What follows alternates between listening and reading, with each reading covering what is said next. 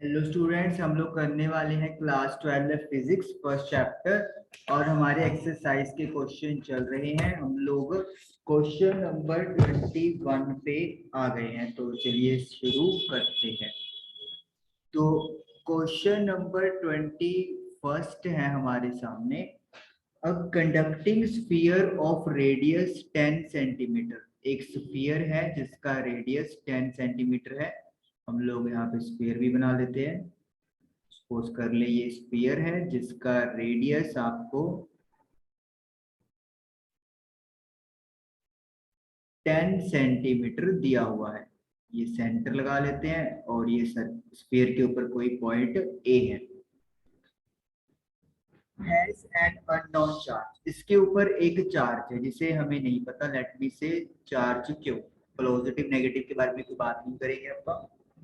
If the electric field 20 centimeter away from the center of sphere is 1.5 into 10 the power 3 Newton per coulomb। Electric field की value हमें दे दी है 1.5 multiply by 10 the power 3 Newton per coulomb. और ये value जो है वो centre से 20 centimetre के डिस्टेंस पे है। मतलब सपोज कर लो ये हो गया आपका 20 पी। तो इस पॉइंट पे या इस जगह पर जो इलेक्ट्रिक फील्ड की वैल्यू है वो कितनी है 1.5 इंटू 10 दी पावर 3। इसे आप कैपिटल आर लेट कर लेते हैं, that is 20 centimetre. And points radially inward, और जो इलेक्ट्रिक फील्ड बन रही है उसका डायरेक्शन इनवर्ड है, अंदर की तरफ है। तो इसका मतलब है जो चार्ज है वो नेगेटिव होगा। नेगेटिव है तभी तो इलेक्ट्रिक फील्ड लाइन इनवर्ड है। What is the net charge on the sphere, तो जो चार्ज के ऊपर स्फीयर है वो सॉरी स्फीयर के ऊपर जो चार्ज है वो हमें फाइंड आउट करना है। अब आपको पता है कि अगर एक स्फीयर के ऊपर चार्ज होता है और उससे आउटसाइड हम लोगों को इलेक्ट्रिक फील्ड पता करनी होती है, तो what is the formula. Formula is electric field is equal to q, यानी कि charge divided by 4 pi epsilon naught multiply by centre से कितनी दूरी पे वो पॉइंट है। यानी कि यहाँ पे जैसे 20 सेंटीमीटर है तो हम लोग 20 सेंटीमीटर लिखेंगे। ई की वैल्यू मैं यहाँ पे नेगेटिव पुट कर रहा हूँ क्योंकि ये इलेक्ट्रिक फील्ड नेगेटिव है, क्योंकि ये इनवर्ड है। तो यहाँ पे वैल्यू आप पुट कर देंगे -1.5 into 10 the power 3 Newton per coulomb. Charge में नहीं पता। 1/4 पाई एप्सिलॉन नोड की वैल्यू क्या होती है 9 इंटू 10 दी पावर 9। अगर हम लोग यूनिट की बात करें तो यूनिट विल बी, आपकी यूनिट आएगी newton metre square upon coulomb square या फिर कूलम इनवर्स स्क्वायर, ये आ जाएगी। तो अब हम लोगों को करना क्या है, और कैपिटल आर की वैल्यू 20 सेंटीमीटर है तो यहाँ पे लिख देंगे 9 इंटू 10 दी पावर 9। जो दूरी है वो 20 सेंटीमीटर है। स्क्वायर की वजह से 2 बार 20 लिखेंगे। सेंटीमीटर के मीटर बनाने के लिए 100 से क्या करेंगे डिवाइड, तो 100 ऊपर शिफ्ट हो जाएगा। अब हमें क्यू कैलकुलेट करना है तो क्रॉस मल्टीप्लाई कर देंगे। 20 इंटू 20 जो है वो न्यूमिनेटर में शिफ्ट हो जाएगा और ये वाली टर्म डिनोमिनेटर में। 9 + 2 11 + 2 13, तो 10 दी पावर 13 सभी जीरोस को ऐड कर दिया। ओके, ये आपका पॉइंट कट के 15/90, 2 मल्टीप्लाई बाय 2 4 हो जाएगा। 10 दी पावर 3 1415, और ये वाला जो 10 दी पावर 13 है वो ऊपर जाके माइनस हो जाएगा। तो ये आपका बन गया क्यू माइनस का 60 divided by 90 multiply by 10 the power -8। ये हमारे पास आ गया। अब 0 से 0 कट जाएगा तो 2 के टेबल पे -2/3 मल्टीप्लाई बाय 10 दी पावर -8 जब आप इसको पॉइंट्स में कन्वर्ट करोगे तो 0.66 इंटू 10⁻⁸ कूलम हमारे पास आ जाएगा। साइंटिफिक नोटेशन के लिए जैसे हम लोग करेंगे, एक पॉइंट छोड़ के यहाँ पे करेंगे तो ऊपर एक पावर जो है वो कम हो जाएगी, यानी कि 10⁻⁹ बन जाएगा। तो इस तरीके से जो चार्ज है वो हमारे पास माइनस का 6.6 और वी कैन से 6.7 भी आप कह सकते हैं इंटू 10⁻⁹ कूलम आ जाएगा। तो ये आंसर था, ये हमसे पूछा गया था। स्मॉल आर का जो है वो कोई यूज नहीं होगा क्योंकि उन्होंने सरफेस के ऊपर नहीं पूछा, सरफेस के ऊपर पूछते तो फिर इसका यूटिलाइज होता। अब लोग ये भी कह सकते हैं कि एक और स्फीयर यहाँ पर बन जाएगा और इस स्फीयर के ऊपर जो है वो पॉइंट बी लाई करेगा लाइक दिस, जैसे कि अभी आपको फिगर में दिख रहा है ऐसे। तो चलिए नेक्स्ट क्वेश्चन करते हैं। Question number 22। A uniformly charged conducting sphere of 2.4 metre diameter. तो एक स्फीयर है, कंडक्टिंग स्फीयर, जिसका डायमीटर है 2.4 मीटर। तो डायमीटर हो तो हम लोग रेडियस बना सकते हैं डिवाइड अपॉन 2 से डिवाइड करके, और फिगर भी बना लेते हैं। तो ये एक स्फीयर है जिसका जो रेडियस है वो 1.2 मीटर दिया हुआ है। Surface charge density 80 microcoulomb per metre square. Surface charge density यानी कि सिग्मा दिया हुआ है 80 माइक्रोकूलम पर मीटर स्क्वायर। तो माइक्रो के लिए हम लोग 10⁻⁻6 से मल्टीप्लाई कर देंगे, कूलम मीटर इनवर्स स्क्वायर हम लोग लिख सकते हैं। तो ये सरफेस चार्ज डेंसिटी यानी कि सिग्मा हमें गिवन है। तो फर्स्ट हमें फाइंड करना है चार्ज यानी कि क्यू की वैल्यू मुझे फाइंड आउट करनी है। तो पहले चार्ज ही फाइंड करते हैं हम लोग। तो यहाँ पे सिग्मा, सिग्मा का फॉर्मूला, या फिर मैं इसको पहले लिख देता हूँ शब्दों में, जो सरफेस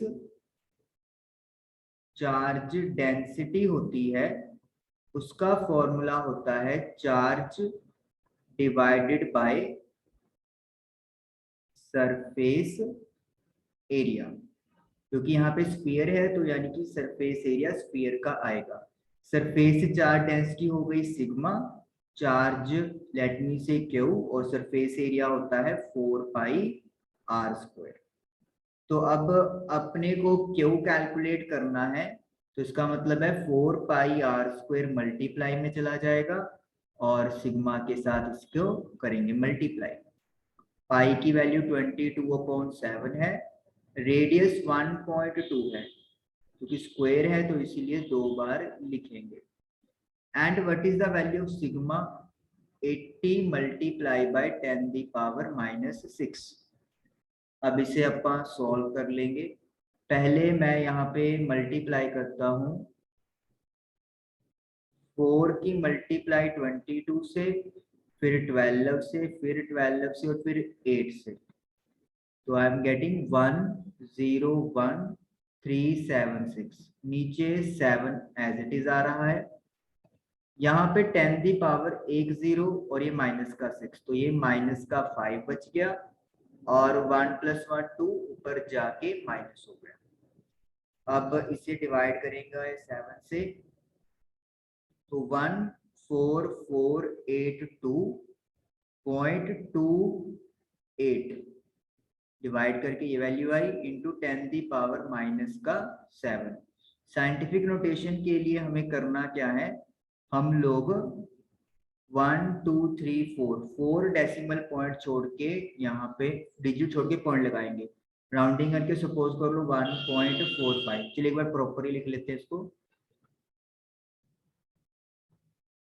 तो 1.4482 मल्टीप्लाई बाय 10⁻⁻7, तो 1 2 3 4, तो 10⁻4 से मल्टीप्लाई एंड डिवाइड करेंगे तो इट विल बी 1.45 राउंडिंग करके माइनस का 3 कूलम। तो ये हमारे पास आंसर आ जाएगा। तो ये चार्ज की वैल्यू आ गई जो कि इस स्फीयर के ऊपर है। We can say like that. अब आगे नेक्स्ट पार्ट में हमसे पूछा है कि what is the total flux leaving the surface. Flux निकालना है। फ्लक्स यू नो क्या होता है, पाई हमें कैलकुलेट करना है।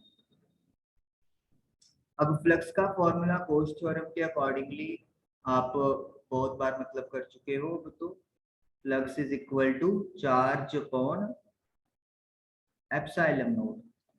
चार्ज की वैल्यू अभी रिसेंटली आपने फर्स्ट पार्ट में फाइंड की है। एप्सिलॉन नोड होता है परमिटिविटी इन फ्री स्पेस, जिसकी वैल्यू फिक्स होती है 8.85 मल्टीप्लाई बाय 10 दी पावर -12। पहले 1.45 को डिवाइड कर लेंगे 8.85 से, तो 0.164 मल्टीप्लाई बाय 10 दी पावर, ये माइनस का 3 है, ऊपर जाके प्लस का 12, तो ये बन जाएगा 9। अब पॉइंट को, डेसिमल पॉइंट को आगे शिफ्ट करेंगे। मैं इधर लिख देता हूं 1.64, तो पावर ऊपर एक कम हो जाती है, तो 10 दी पावर 8 आ गया। फ्लक्स है तो what will be the unit, unit क्या होगी हमारे पास फ्लक्स की, newton coulomb inverse metre square. ये हमारे पास coulomb newton per coulomb metre square flux की यूनिट आ गई और ये वैल्यू आ गई। तो यही हमसे दोनों पार्ट पूछे हुए थे 22nd क्वेश्चन के अंदर। चलिए इसको क्लियर कर लेते हैं और नेक्स्ट वाले पार्ट पे चलते हैं।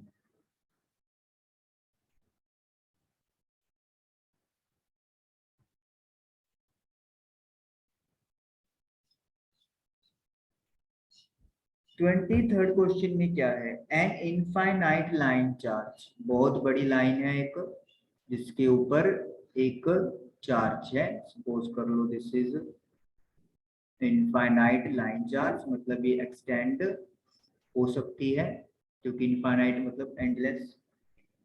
Produces a field of 9 into 10 the power 4।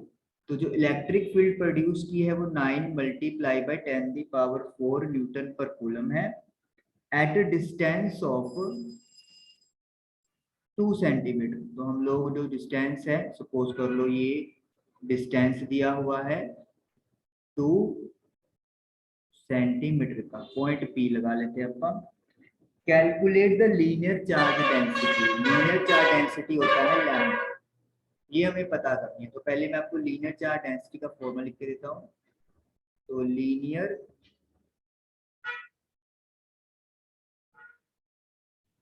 Charge density, linear charge density जो होती है उसका फॉर्मूला वैसे तो ये होता है चार्ज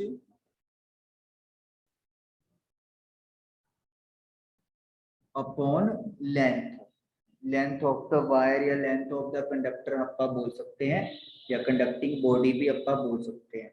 लेकिन क्योंकि मुझे इलेक्ट्रिक फील्ड दिया हुआ है तो इसका मतलब है मैं लैम्डा यानी लीनियर चार्ज डेंसिटी को किसके साथ कनेक्ट करना है, मुझे इलेक्ट्रिक फील्ड के साथ।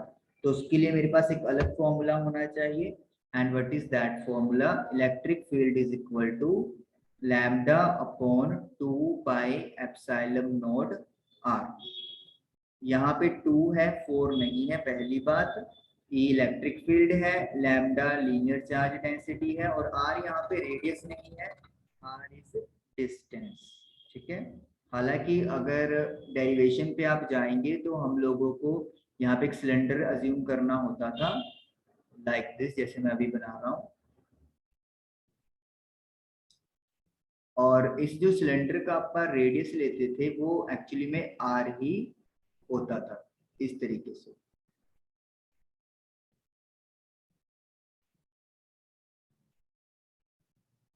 ये वाली जो चीज है दिस इज आर, ये रेडियस आर के इक्वल ही होती थी और यहाँ पे हम उसको डिस्टेंस भी बोलते हैं। तो ऐसे मतलब आपका किसी भी वायर को चाहे पॉजिटिव है चाहे नेगेटिव है, एक गॉसियन सरफेस जो सिलेंडर बनेगी उसके अंदर अज्यूम कर लेते हैं, तो इलेक्ट्रिक फील्ड का ये फॉर्मूला बनता है। लैम्डा कैलकुलेट करना है तो आपको 2 पाई एप्सिलॉन नोड आर को इलेक्ट्रिक फील्ड से मल्टीप्लाई करना पड़ेगा। अब आपको पता है कि 1/4 पाई एप्सिलॉन नोड की value 9 multiply by 10 the power 9 होती है।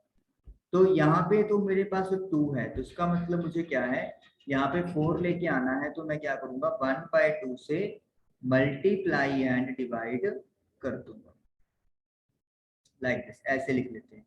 देखिए कट के ये 2 ही आ जाएगा, तो यानी कि सेम चीज बनेगी।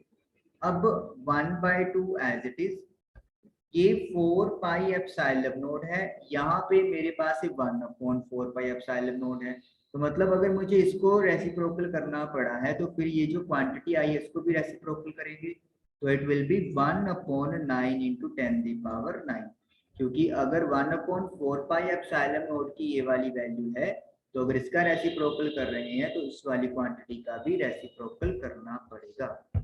Are, what is the distance,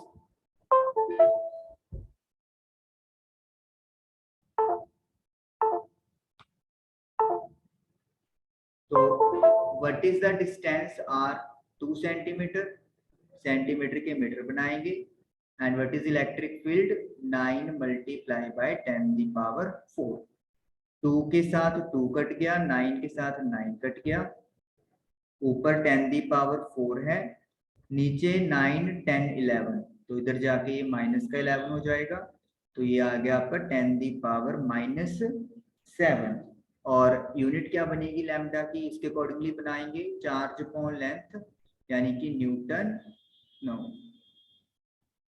note newton, charge क्योंकि कूलम, कूलम पर मीटर या कूलम मीटर इनवर्स, तो ये हमारे पास 10 the power -7 linear charge density का आंसर आ गया। चलिए लास्ट क्वेश्चन करते हैं, 24th क्वेश्चन। Two large thin metal plates are parallel and close to each other. दो large metal plates हैं, रखी गई,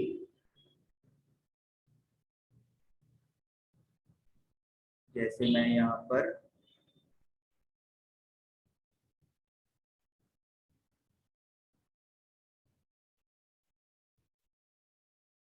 ये सपोज कर लो फर्स्ट मेटल शीट है,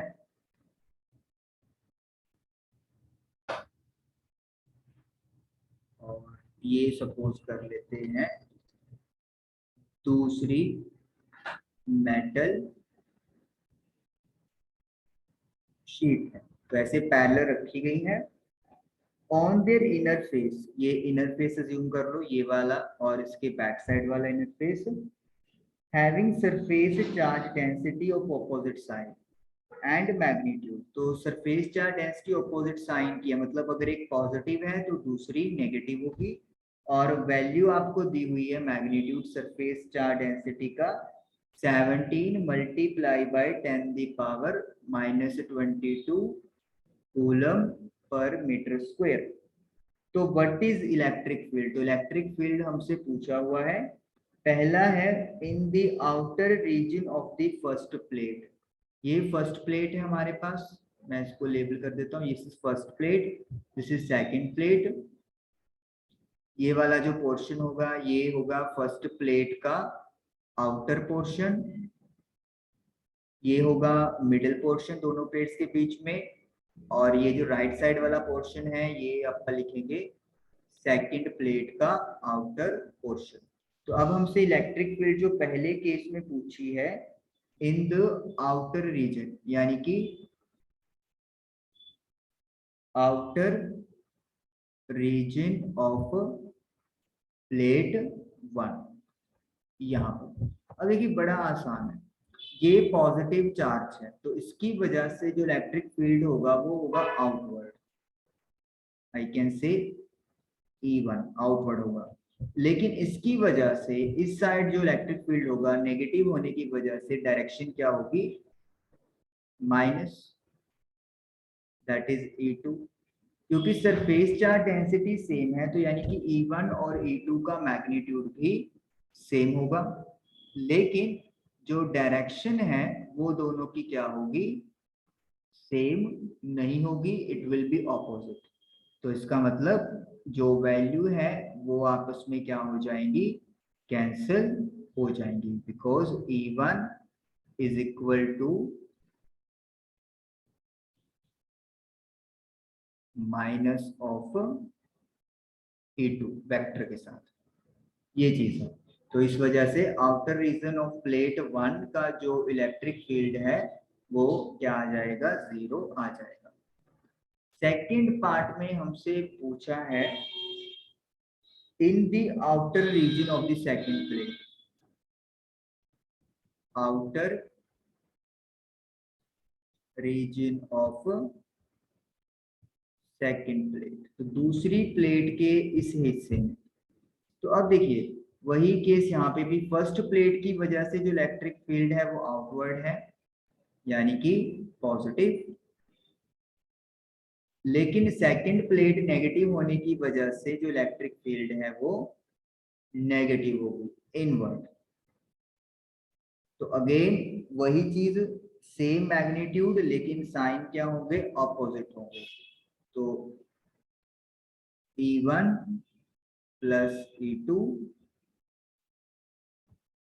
यहाँ पर भी वही चीज आ जाएगी, E1 minus E2 will be equal to 0, क्योंकि जो E1 है वो E2 के इक्वल लेकिन डायरेक्शन में ऑपोजिट है। हम लोग E1 और E2 को इक्वल क्यों लिख रहे हैं, क्योंकि जो सरफेस चार्ज डेंसिटी है वो उन्होंने इक्वल दी हुई है, बस साइन का फर्क है, तो इसीलिए वी कैन से E1 और E2 भी इक्वल होंगे।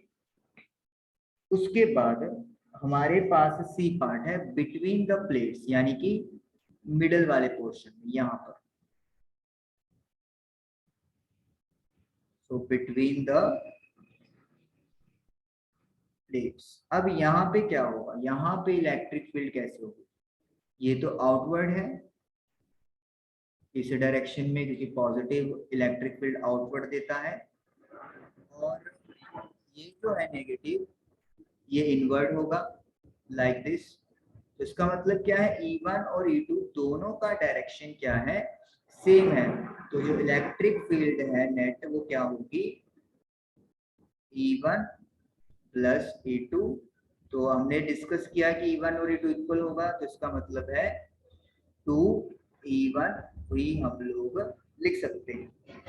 इलेक्ट्रिक फील्ड क्या है, दोनों का ऐड हो जाएगा, ठीक है जी, ये चीज होती है। अब यहाँ पे आपको इलेक्ट्रिक फील्ड एक का निकालोगे और फिर वैल्यू पुट करोगे, इससे भी बेटर हमारे पास एक फॉर्मूला है। वो फॉर्मूला क्या है कि जब ऐसी सिचुएशन होती है तो हम लोग इलेक्ट्रिक फील्ड कैसे कैलकुलेट कर सकते हैं, surface charge density divided by epsilon note.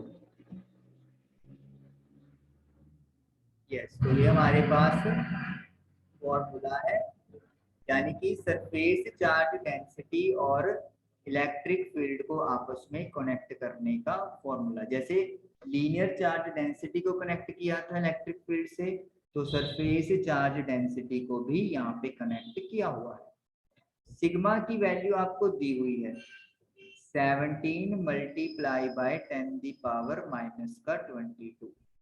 Epsilon note की value 8.85 multiply by 10 the power minus 12। अब इनको डिवाइड कर देते हैं आपका पहले,